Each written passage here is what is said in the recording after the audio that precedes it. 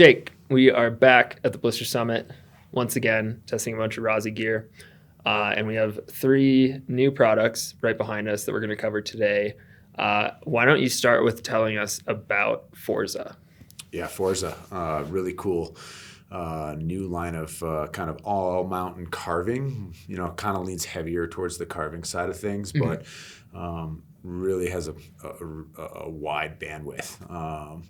Playing with an oversized side cut and going to the extreme of that, it's, at the top end.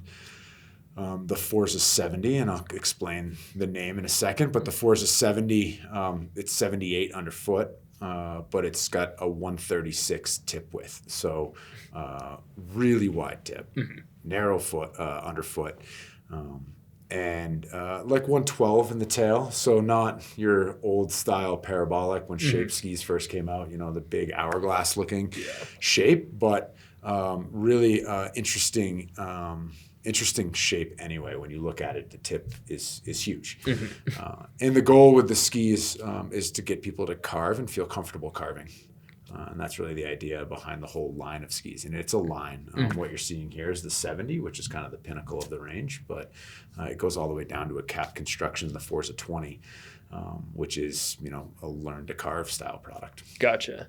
In terms of side cut radius, what kind of range are we talking about with the Forza line as a whole? Yeah, you're looking in that 12, 13, 14, 15 range. And gotcha. I kind of spread it across a bunch of different radiuses.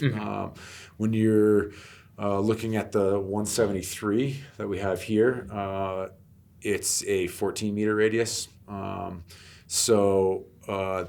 As you move down, it gets tighter. As you move up, it gets wider. And with the 70, we have a 163, a 173, and a 181. Those are the 3 skis. Really, it's the more gas pedal version of the line. Everything else has 4 or 5 sizes, and then a bunch of different radiuses. Gotcha. So across the line, you mentioned the 70s kind of at the top. What is the breakdown like in terms of the different Forza models? Yeah, so there's actually, you're looking at the Forza 70 with our SPX Connect system on it here. We actually make one kind of step up from that. It's the same ski essentially, but it has a ashwood core in it. Which is more leans towards our racing side of things. So a bit more powerful core. And it comes with our R22 racing plate on it. So that's the Rio World Cup race plate. That's kind of the, race-inspired skier that really wants that grip underfoot and a bit more power, energy pop out of the turn. The majority of skiers will ski on an SPX version. So the idea behind it is really the whole line, the whole thought process behind this development was how big of an angle can you create? So how hard can you lay it over? The name 70, so Forza 70 is 70 degrees of angle. So as you work through the line, the next ski down is a Forza 60, a little bit more accessible, a bit narrower tip, 130 in the tip, 76 underfoot. Again, 60 degrees of angle. That's kind of the idea. Forza 50, a little bit narrower tip, a little bit narrower waist, a little bit easier accessibility, 50 degrees of angle. And then you can work your way down to the 20, which is, 20 degrees of angle. Let's learn how to carve. Really accessible style product. We make a 30 and a 40. We don't bring that into the U.S. We bring the 40, the Forza 40 into Canada. And then the 30 and the 40 in Europe as well. So gotcha. Is there a secret Forza 90 that's only for athletes? We haven't got there yet, but we'll see what the future brings. Gotcha. So in the Rossi lineup, how are you kind of thinking about who should be on a Forza versus, say, an Experience or even into like the Sender and Rally Bird range? Yeah, for sure. In the past, we had the React line. This replaces React. React was very much a carving pieced ski. But what we found is that the majority of people were moving to the Hero skis versus the React skis, especially in the U.S. In North America.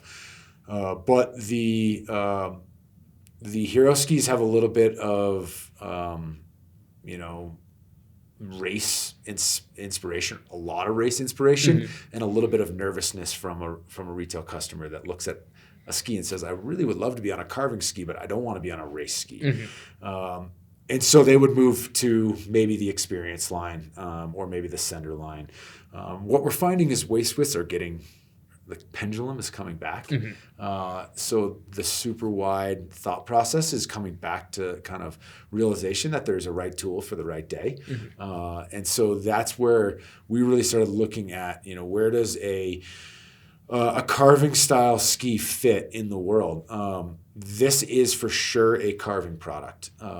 Because of the surface area, the tip width is almost as wide as a Sender 94. So you're in that same almost ballpark surface area wise. Obviously, it's a much narrower waist, so the two aren't identical. But this is for that skier that really wants a carving tool, a weapon to go out. They might get in the bumps, they might play in the trees a little bit, but they really want to feel that energy on snow. We've also focused the development on how we built the ski on the fact that it needs to be accessible. So even in the 70, right, we didn't want it to be a hero carving ski where it's tip to tail metal. Once you're engaged, you're on edge and you're not getting off. We want this ski to be really easy into the turn, really easy out of the turn, but have that power in the middle. And the way it's built, you have a full real carving ski underfoot. It's all metal. But about where the Rossi Rooster logo is there, we kind of stopped the metal there. And then we integrate the tip into the metal. And that allows the tip to be softer and more supple. Gotcha. So a lot easier to enter the turn. Once you're in it, it's engaged. You've got all the power. And then as you release the pressure, it doesn't want to just keep ripping you across the hill. It can be released. It can be slid. It can. So to your question, the customer that wants that carving weapon but doesn't want to just sacrifice, I'm only skiing on a carving ski, that's where that customer lives. The experienced customer is going to be more of a, I want to spend 50% of my time off trail, 50% of my time on trail. And the Sender customer is going to be that person that's really, their ambition is to go find it, to get out there and ski everything. Gotcha. And maybe while we're talking about narrower skis, piste-oriented skis, do you want to touch on the ski in the middle? Absolutely. This is a really, really cool project. This is the Essential Ski. It is the first recyclable product. We've spent a long time really focusing on how to build a recyclable ski. We're using about 70% recycled material going into the ski. We can extract 77% from the ski. The average ski out there is about 6% recyclable. So we're at 77% here. It's a massive difference. It's been an undertaking to build a very strong skiable product. Our goal with this, it's 68 underfoot. It's built on a carving chassis, so it's built on the hero style skis. It's got a wood core with a metal top sheet and a metal, 2 layers of metal top and bottom, and it's also got metal sidewalls. So it really builds this like metal torsion box essentially, and it is powerful. It's a real ripping slalom style ski. We're building it in 4 different sizes. This is the 167 here. We're building one bigger and 2 smaller. It'll be available. It's already available on rossignol.com, and then will be available in stores next year. And the goal with this is we want to see the industry make a change. We need to really get on board with the idea of recyclable product in our industry. 80% of skis get thrown in the landfill. 20% are burned.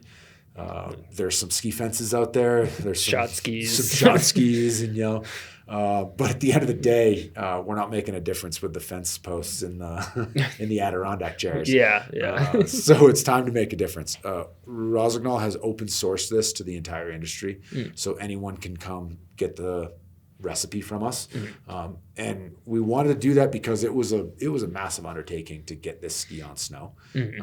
And we built it like this because we want people to ski it and kind of have their minds blown that this thing is a weapon and it charges, and we could build a real ski out of recycled product and recyclable like future.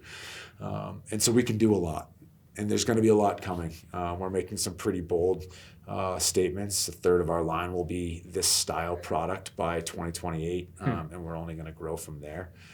So yeah, it's we're all very excited about this project. Yeah, it's super intriguing, and I mean, like, the main reason typically skis have not been recycled, there are a bunch of different types of materials pressed together with epoxy.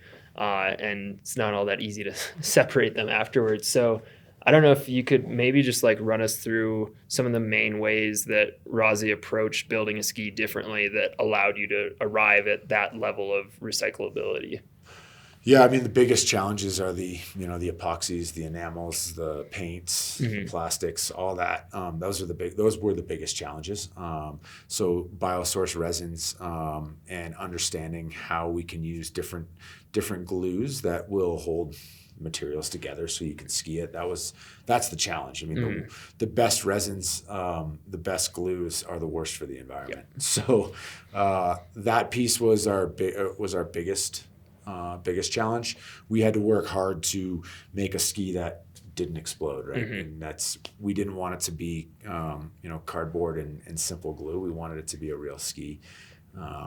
So that was the challenge. We had to put it through a lot of paces, submerging it in water, freezing it, bending it, beating it. How long would it take to break? There are standards in the industry on where a ski has to live durability wise. So reaching those standards. We were not planning on really launching it this year, but the directive from above was to go. We want this on snow. So we had to work hard with R&D to figure out who is making resins that are plant-based or we can break down, that we can actually take and deal with. The biggest thing for us is crushing the ski, and that's how we're recycling it. We put it through a process that grinds the ski up and separates it into its parts and pieces.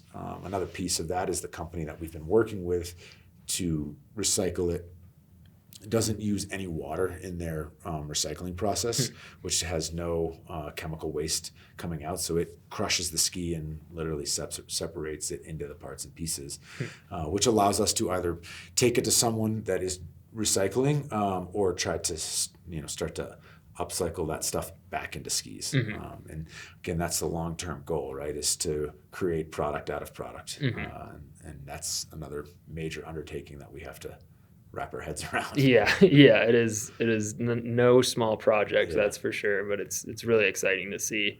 Do you want to move on now to the bigger ski here? Absolutely.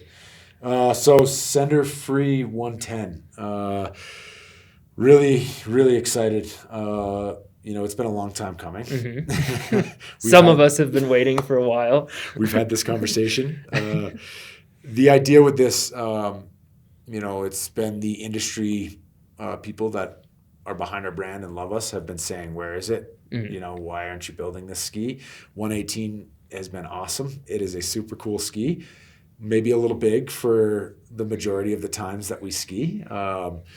But again, the shape and the feel of that ski is pretty unique and pretty wild for a 118 underfoot. So in the conversations with our athletes and with our industry folk that want to kind of drive the brand, help drive the brand, we came out with Sender a couple years ago. And Sender is powerful, strong, directional, free ride style product, all mountain free ride style product. The goal with this project was really from our athletes' perspective, can we get a Sender style ski with a Blackops style ski? And that's why it lands in the Sender family, right? Because really the inspiration was more Sender than it was Blackops, which is kind of interesting because when you ski it, it's more Blackops than probably it is Sender. But the general core of the ski is a lot like the Sender skis. We wanted to keep that powerful stoutness underfoot, but that supple tip and tail, the balance of the shape. I think it has a lot of characteristics of a 118, very pivoty, very simple to move around. But what's really cool, really unique about it is the balance of the mounting points. And I think it's the most unique with the mounting points of any ski that we've built. If you move it back 2 centimeters, it skis a lot like a Sender does. If you move it to the recommended position, it skis a lot like a Blackops 118 does. So it really opens up that window for what type of skier are you? Do you want to have it be closer to center? Or do you want to have it be more like a Sender where it's directional and wants to go downhill? So again, the couple-year project. Last year we had it on Freeride World Tour athletes. If you've seen the video, Max Palm double backflipping in the World Tour, he was on that ski. And 191, 184, 176 for the first year. It's going to be a unisex ski moving forward. So we're already starting the process on our high 160s and low 160s sizing.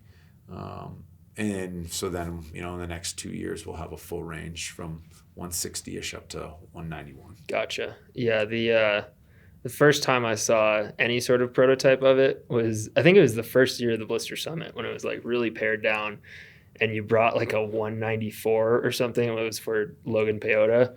Yeah. And then we tried to ski Rambo on it, and it was a lot of ski. That was a lot of ski, man. Yeah. But we've been spending a lot of time on both the 184 and the 191 recently. And like kind of on your point about the mount point, we've had Jonathan and our reviewer Charlie, bigger guys, very directional skiers, and then me and Dylan Wood tend to prefer something more playful, and the consensus across the board has been quite positive, and we've been trying it at all sorts of mount points. But yeah, it's a super exciting ski because I've been on the record many times for being a massive fan of the 118. But yeah, like you said, like if you ski a full day of like hard pack on that ski, your ankles and knees tend to feel it. Yeah, you feel it. So it's cool to bring some of that ski into a more daily driver friendly package. And yeah, I think it really does feel like a blend of the Black Ops 118 and a Sender 106 Ti or something like that. Like you get that really pivoty nature in soft snow of the 118 and a really balanced feel. But then I'm still blown away by how well it carves. Yeah. It was my first morning on the production version. I was also in the new Lang Shadow boot, which those two combined made for some very high edge angles at very high speeds and eventually a very high speed crash right into the lift. But once you got it figured out, that ski it's a lot of fun. Yeah. It's pretty cool to see that kind of evolution from that first year 3 years ago when we brought that 194 and that thing was a beast. Yeah. It was heavy. It had power all the way out to the tip and tail. And now you see where we're at today. And when you flex it and you feel the bounce, I mean, it's really interesting how round the tip and tail is and how when you push on the ski, you're like, I mean, you'll grab it and flex it and be like, it's not like a Sender. But when you're on it and you're on a groomer, let's say, and you're carving a turn, the comparison is unbelievable between the two. Yeah. And then when you're going straight at a tree in the woods and you need to snap it sideways and move the 118, that's what makes that ski so special. Is that just ease of like, I want to go that way now. So that balance is really cool. Yeah. It's definitely not some noodly freestyle ski. Right. That's for sure. But it is the flex pattern feels pretty round or symmetrical. And I think the too, like being a bit more forward mounted, Dylan and I were both commenting on it's not a super light ski, and like the 118 is not a super light ski. Yeah. And that's part of why we love how smooth and stable they feel. But with that more centered mount point and maybe the air tip insert also plays into that. It feels a lot quicker than you'd expect, given what it is. Yeah. Yeah, and it's fun with the air tip, the way it's integrated. Some people might remember the air tip of the past, and I'm talking 7 years ago. Those were big, and it cut down on the weight of the ski, and it made it very easy to maneuver the ski. But the new versions that we've been working with are so much smaller. It does cut down on the weight still. It adds a much more playful tip pattern, but you don't get any movement out of it. You don't get any of the nervousness. It's all there, and it's there when you need it to be, which is the most important part. Yeah, like some of the OG air tip skis, like you said, the insert was way bigger, and that part of the ski tended to be quite soft. Whereas like I've talked to some people like, oh, it has an air tip. I'm like, go flex the ski. Like it is not some noodly, smushy tip or tail. All right, so kind of wrapping things up, what's the deal with the bindings on the Sender for E110? Yeah, really cool. Kind of athlete collaboration. This summer we had some athletes in Europe with us and kind of gave them the opportunity to, pick a binding. The Pivot family has kind of always lived in its own world. There's not a ton of correlation between the skis and the bindings when it comes to Pivot. So this was a cool little project to be able to kind of pair Pivot 15 with this binding. What's really cool about it is that they went with just the simplest kind of like splatter design on it. It's got the Sender logo on it on the side, which you have on the tail of the ski, and then you have on the side of the binding. And it's just kind of a one-off look for that ski. In the States, we're going to sell it just as an a la carte option, so you can buy it wherever. But it does pair well with this ski. And when I first saw it, I was like, yeah, I mean, it's cool, it's simple. I don't know how it pairs with the ski, but once you mount it and you look at it like that, it looks really cool. Yeah, it's pretty simple. It's just kind of splattered on there. I think it looks awesome. So. Yeah, well, kudos to the athletes who came up with that design, because it does look quite good. Yeah. Cool. Well, thank you so much for running us through all those products. Really appreciate the time. And I guess now we just got to go get back out on snow and keep testing them. Awesome. Thanks for your time too. Thank you.